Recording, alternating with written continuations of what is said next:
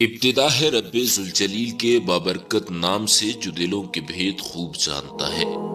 ناظرین گرامی، ہم سبھی لوگوں کے ذہن میں یہ سوال بار بار دستک دیتا رہتا ہے کہ ہماری دعائیں قبول کیوں نہیں ہوتی اور وہ قبول ہونے سے کیوں محروم رہتی ہیں، جبکہ پروردگار عالم خود ہی ارشاد فرماتا ہے فَإِذَا أَسْأَلُكَ عِبَادِي عَنِّي فَإِنِّي قَرِيبٌ أُجِيبُ دَعْوَةَ الدَّاعِ إِذَا دَعَانِ، کہ اے نبی جب میرے بندے آپ کے پاس آئیں اور میرے بارے میں پوچھیں تو آپ فرما دیں کہ میں ان کے قریب ہوں اور پکارنے والوں کی پکار کو سنتا ہوں، لیکن اس کے باوجود ہماری دعائیں قبول نہیں ہوتی۔ ہمیں آخر اس کی وجہ کیا ہے؟ کسی شخص نے امیر المومنین حضرت علی کرم اللہ وجہ الکریم کے سامنے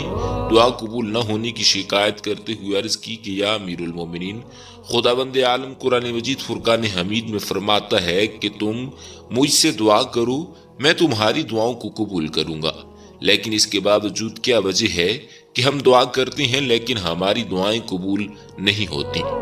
امیر المومنین علی علیہ السلام نے اس کے جواب میں ارشاد فرمایا کہ تمہارے دل و دماغ نے 8 چیزوں میں خیانت کی ہے۔ تم نے خدا کو پہچان کر اس کا حق معرفت ادا نہیں کیا، اس لیے تمہاری معرفت نے تمہیں کوئی فائدہ نہیں پہنچایا۔ تم اس کے بھیجے ہوئے پیغمبر پر ایمان تو لائے آئے ہو، لیکن اس کے رسول کی سنت کی عملی طور پر پیروی نہیں کرتے، ایسے میں تمہارے ایمان کا کیا فائدہ ہے؟ تم اس کتاب کو تو پڑھتے ہو مگر اس پر عمل نہیں کرتے، زبانی طور پر تو کہتے ہو کہ ہم نے سنا اور اطاعت کی، لیکن عملی میدان میں اس کی مخالفت کرتے ہو۔ تم کہتے ہو کہ ہم خدا کے عذاب سے ڈرتے ہیں، لیکن اس کے باوجود اس کی نافرمانی کی طرف قدم بڑھاتے ہو اور اس کی ایذا کے نزدیک رہتے ہو۔ تم کہتے ہو کہ ہم جنت کے مشتاق ہیں، حالانکہ تم ہمیشہ ایسے کام کرتے ہو جو تمہیں اس سے ہمیشہ دور لے جاتے ہیں۔ نعمت خدا سے ہمیشہ فائدے اٹھاتے ہو لیکن اس کے شکر کا حق ادا نہیں کرتے۔ اس نے تمہیں حکم دیا کہ شیطان سے دشمنی رکھو، جبکہ تم شیطان سے دشمنی کا دعویٰ تو کرتے ہو لیکن عملی طور پر اس کی مخالفت نہیں کرتے۔ تم نے لوگوں کے ایوب کو اپنا نصب العین بنا رکھا ہے اور ایوب کو مڑ کر بھی نہیں دیکھتے۔ ان حالات میں تم کیسی امید رکھتے ہو کہ تمہاری دعائیں قبول ہوں، جبکہ تم نے خود اس کی قبولیت کے دروازے بند کر دی ہیں۔ ناظرین، تقوی و پرہیزگاری اختیار کریں اور اپنے اعمال کی اصلاح کرو، امر بالمعروف و نہی عن المنکر کرو تاکہ تمہاری دعا قبول ہو سکے۔ جیسا کہ ہم سبھی اس بات سے بہت اچھے سے واقف ہیں کہ دعا مومن کا ایک بہت بڑا ہتھیار ہے اور ہر کوئی یہی چاہتا ہے کہ اس کی جو دعا ہو وہ ضرور قبول ہو، اور وہ اسی بات کو آس بنا کر اللہ رب العالمین سے دعا مانتا ہے۔ مولا علی کے اس بیان کے مطابق دعا کے قبول نہ ہونے کی وجہ تو یوں 2 وجوہات ہیں، لیکن بنیادی وجہ یہ ہے کہ دعا کرنے والا مسنون طریقے سے دعا نہیں مانگتا اور دعا کی قبولیت کی وہ شرائط جن کا دھیان رکھنا ضروری ہے ان کا اپنی دعا میں خیال نہیں کرتا۔ جس طرح ایک حکیم کسی مریض کو دوا دیتا ہے اور اس کے ساتھ کئی چیزوں سے احتیاط، اجتناب اور پرہیز بھی تجویز کرتا ہے کہ اگر مریض ان پر عمل کرے گا تو تندرست ہو جائے گا، لیکن اگر وہ مریض ان تجاویز پر عمل نہ کرے اور جتنی چاہے دوا استعمال کر لے تو وہ دوا کارگر ثابت نہیں ہوتی۔ حالانکہ ان احتیاطوں اور تدابیروں پر عمل نہ کر لے جو حکیم نے اسے بتائی ہیں۔ دعا کی قبولیت بھی اسی طرح چند شرائط ہیں جو قرآن مجید فرقان حمید اور سنت سے حاصل ہوتی ہیں کہ جب تک ان شرائط پر عمل کرتے ہوئے دعا نہ کی جائے تو دعا قبول نہ ہوگی۔ وہ شرائط یہ ہیں کہ دعا کرنے والا اللہ تعالیٰ کو اپنا حقیقی معبود سمجھتے ہوئے صرف اور صرف اللہ رب العالمین سے دعا کرے اور غیر اللہ سے دعا نہ کرے، جیسا کہ ارشاد باری تعالی ہے کہ فَادْعُوا اللَّهَ مُخْلِصِينَ لَهُ الدِّينَ، کہ تم خالص اس کی عبادت کرتے ہوئے اسے ہی پکارو۔ اس آیت سے ثابت ہوا کہ اخلاص قبولیت دعا کی لازمی شرط ہے، اور دوسری شرط یہ ہے کہ کسی شخص کا کوئی نیک عمل اس وقت تک قابل قبول نہیں جب تک کہ وہ حرام کاری اور حرام خوری سے مکمل اجتناب نہ کرے۔ حضرت ابو ہریرہ رضی اللہ تعالیٰ عنہ سے مروی ہے کہ نبی اکرم صلی اللہ علیہ وآلہ وسلم نے ارشاد فرمایا کہ ایک آدمی لمبا سفر طے کرتا ہے، اس کی حالت یہ ہے کہ اس کے بال بکھرے ہوئے ہیں، چہرہ خاک آلود ہے، اور وہ بیت اللہ پہنچ کر ہاتھ پھیلا کر کہتا ہے یا رب یا رب،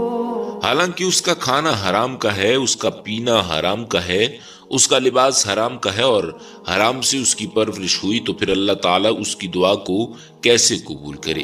تیسری شرط یہ ہے کہ اگر دعا کرنے والا دعا کرے اور ساتھ گناہ والے کام بھی کرتا رہے یا ان سے توبہ نہ کرے تو ایسے شخص کی دعا بارگاہ الہی میں شرف قبولیت حاصل نہیں کر سکتی۔ اور چوتھی شرط دعا میں عاجزی و انکساری دکھانا ہے۔ اللہ پاک فرماتا ہے کہ تم لوگ اپنے پروردگار سے دعا کیا کرو گڑ گڑا کر اور چپ کے بھی۔ پانچویں شرط یہ ہے کہ دعا میں اللہ تعالیٰ نے ہر قسم کی زیادتی اور تجویز سے منع فرمایا ہے۔ اور چھٹی شرط میں نبی اکرم صلی اللہ علیہ وآلہ وسلم نے ارشاد فرمایا کہ تم میں سے کوئی شخص ہرگز یہ نہ کہے کہ یا اللہ اگر تو چاہے تو مجھے بخش دے، اگر تو چاہے تو مجھ پر رحم فرما، بلکہ پورے عزم سے دعا کرے، کیونکہ اللہ تعالیٰ کو کوئی مجبور نہیں کر سکتا۔ جبکہ ساتویں شرط میں شامل ہے کہ دعا مانگنے میں کسی قسم کی سستی نہیں برتنی چاہیے، بلکہ پورے دھیان، توجہ اور چستی کے ساتھ دعا مانگنی چاہیے۔ اسی لیے نبی صلی اللہ علیہ وآلہ وسلم نے ارشاد فرمایا کہ اللہ سے اس یقین کے ساتھ دعا مانگو کہ دعا ضرور قبول ہوگی، اور یاد رکھو کہ اللہ تعالیٰ کسی غافل اور لاپرواہ دل سے نکلی دعا کو قبول نہیں فرماتے۔ ناظرین گرامی، یہ تمام تر شرائط ایسی ہیں کہ جنہیں دعا میں ملحوظ خاطر رکھنا بڑا ضروری ہے، جبکہ ان کے علاوہ بعض آداب ایسے بھی ہیں کہ اگر دعا کرنے والا ان کا بھی خیال کرے تو پھر اس کی دعا شرف قبولیت حاصل کیے بغیر نہیں رہ سکتی۔ دعا کرنے والے کے لیے مستحب ہے کہ ظاہری باوضو اور باطنی استغفار طہارت حاصل کرنے کے بعد اللہ تعالیٰ سے دعا کرے، اور دعا مانگنے سے پہلے اللہ تعالیٰ کی حمد و ثنا بیان کی جائے، اور بعد میں حضرت صلی اللہ علیہ وآلہ وسلم پر درود بھیجا جائے، اور اس کے بعد اپنی حاجت کا سوال کیا جائے۔ دعا کی قبولیت کے لیے یہ بھی مستحب ہے کہ انسان افضل حالت اور افضل جگہ دعا کرے، مثلا سجدے سے اور رکوع کی حالت میں، اور قبولیت دعا کے لیے افضل وقت میں دعا کرنا بھی مستحب ہے، جیسا کہ عرفہ کا دن یا رمضان المبارک کا مہینہ،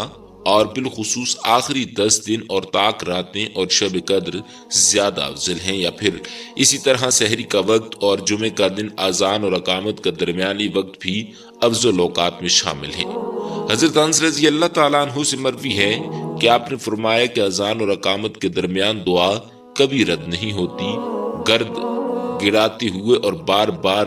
دہراتے ہوئے دعا کرنا بھی دعا کو مقبول کرتا ہے، اور قبولیت دعا کے لیے دعا کرنے والا اللہ تعالیٰ کے اچھے اچھے نام لے کر دعا کرے، اور ارشاد باری تعالیٰ ہے اور اچھے اچھے نام اللہ ہی کے لیے ہیں، تو ان ناموں کے ساتھ اللہ تعالیٰ کو پکارا کرو۔ بعض مرتبہ ایسا ہوتا ہے کہ دعا کرنے والا ان شرائط کو مد نظر رکھ کر دعا کرتا ہے لیکن پھر بھی اس کی دعا قبول نہیں ہوتی، تو ایسے دعا کرنے والے کو چاہیے کہ وہ مایوس ہو کر جلد بازی میں اپنی دعا کو چھوڑ نہ دے، بلکہ دعا میں انتھک محنت کرے اور جلد بازی کا مظاہرہ نہ کرے۔ ان آداب کو پیش نظر رکھا جائے تو یہ بات بخوبی واضح ہو جاتی ہے کہ اگر کوئی مسلمان دعا کی مذکورہ بالا آداب و ضوابط اور شرائط و قواعد کو مد نظر رکھ کر اللہ تعالیٰ کے حضور سوال دراز کرے گا تو اللہ رب العالمین ضرور اس کی دعا رب تعالیٰ سے یہ دعا ہے کہ وہ تمام مسلمانوں کو عمل کرنے کی ہمت اور توفیق عطا فرمائے، آمین یا رب العالمین۔